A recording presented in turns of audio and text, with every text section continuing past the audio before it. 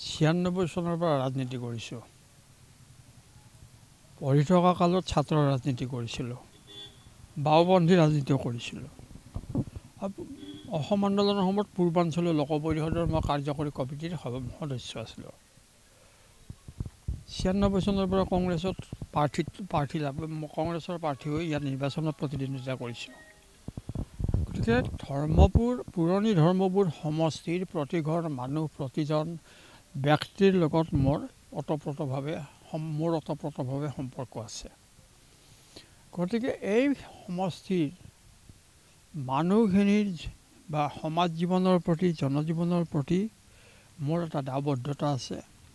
আৰু দায়বদ্ধতাৰ কথা আগত ৰাখি, সন্মুখত ৰাখি মই সক্ৰিয় হৈছোঁ, সমষ্টিলৈ আহি থাকোঁ, মানুহবিলাকক লগ পাওঁ, তেওঁলোকৰ সুখ দুখৰ ভাগি হৈ আহিছোঁ। কাৰণ মোৰ পৰিয়ালৰ যিহেতুকে মানুহৰ মাজতেই আমাৰ জন্ম, মানুহৰ মাজতেই গোটেই জীৱন আৰম্ভ কৰিছোঁ। ৰাজনৈতিক হওক, ব্যৱসায়িক জীৱন হওক, অকালতি ব্যৱসায়িক জীৱন হওক, মানুহৰ মাজতে আছোঁ। গতিকে মানুহক বাদ দি মোৰ ব্যক্তিগত জীৱনৰ কথা মই ভবা নাই, সেইকাৰণে মই সমষ্টিত সক্ৰিয় হৈ আছোঁ। হয়, মই কিছু সমালোচনা কৰা বুলি অভিযোগ কিছুমানে তুলি, আচলতে মই ঠিক তেনেকৈ সমালোচনা কৰা নাছিলোঁ। তাৰে মাজতো দলৰ মাজত কেতিয়াবা এচাম মানুহ মোৰ বিপক্ষে থাকে। যিয়ে নহওক বাৰু, দলে এটা সিদ্ধান্ত গ্ৰহণ কৰিছে। মই ভাবোঁ ইতিমধ্যে মই জনাত ডিচিপ্লিনাৰী কমিটিয়ে কৈছে যে তেওঁৰ বিৰুদ্ধে কোনো অভিযোগ নাই। গতিকে সেইটো তেওঁলোকে হাইকমাণ্ডে অনুমোদন দিয়াৰ লগে লগে হয়তো মোক আৰু পুনৰ তেওঁলোকে ঘূৰাই ল'ব। আৰু ঘূৰাই লোৱাৰ লগে লগে আৰু ৰাজনৈতিকভাৱে সক্ৰিয় হ'ম। নহয়, মইতো শুনক, বিভিন্ন মানুহে বিভিন্ন ধৰণে কয়।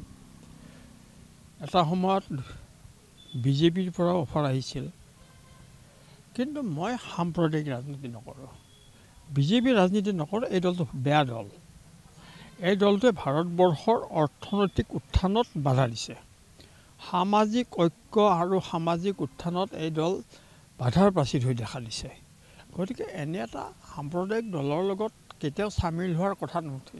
কাৰণ মানসিকভাৱে আমি এটা বাওঁপন্থী আদৰ্শত জন্ম হোৱা পৰিয়ালৰ ল'ৰা আমি। গতিকে আমি এটা সাম্প্ৰদায়িকতা বিৰোধী শক্তিৰ লগতহে আমি থাকিম। সাম্প্ৰদায়িক শক্তিৰ লগত কেতিয়াও সম্পৰ্ক স্থাপন নকৰোঁ আৰু যোগদানো নকৰোঁ কোনো দলতে। যিকোনো পৰ্যায়ত, যিকোনো পৰিস্থিতি হওক, সাম্প্ৰদায়িক ৰাজনীতিত যোগদান নকৰোঁ। ক্ষমতা নাথাকিলে অলপ খেলি মেলি থাকিবই, স্বাভাৱিকতে। আমাৰ ধৰ্মবোৰতে কিমানে কংগ্ৰেছৰ প্ৰাৰ্থী বিচাৰিছে, বিজেপিৰ কেইবাটাও প্ৰাৰ্থী বিচাৰিছে, দলৰ প্ৰাৰ্থী বিচাৰিছে। অলপ চলপ খামখেয়ালি থাকিব। সেইটো খামখেয়ালিয়ে এইটো নুসুচায় যে দলটো দুৰ্বল হৈছে।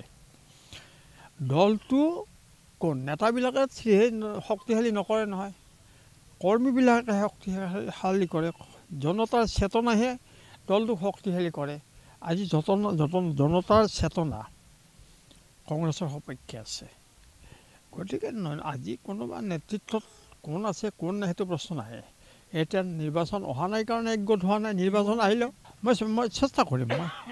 মই বিশ্বাস আছে মোৰ দলৰ প্ৰতি 100%। কাৰণ কংগ্ৰেছৰ কেইবাটাও কাৰণ আছে কংগ্ৰেছ দল ক্ষমতালৈ আহিব। কংগ্ৰেছ দল ভ্ৰষ্টাচাৰী নাছিল। কংগ্ৰেছ দলে ব্যক্তিকেন্দ্ৰিক ৰাজনীতি কৰা নাছিল। কংগ্ৰেছ দলে দুৰ্নীতিক তেনেকৈ প্ৰশ্ৰয় দিয়া নাছিল। একনায়কত্ববাদী কংগ্ৰেছত নাছিল। কংগ্ৰেছ মানে সাম্প্ৰদায়িকতা বিৰোধী আছিল। সেইকাৰণে মানুহে এইকেইটা কথাক লক্ষ্য কৰি মানুহে ভোট দিব।